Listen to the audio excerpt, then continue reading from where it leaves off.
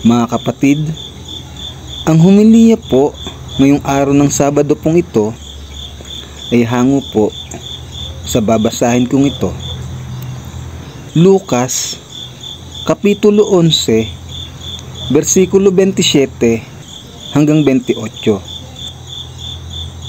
Ang tunay na mapalad. Habang nagsasalita si Jesus, may isang babaeng sumigaw mula sa karamihan. Mapalad ang babaeng nagbuntis at nag-alaga sa iyo.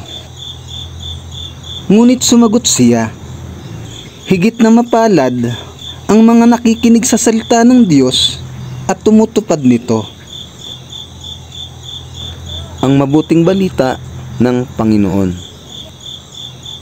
Pinupuri ka namin, Panginoong Hesukristo.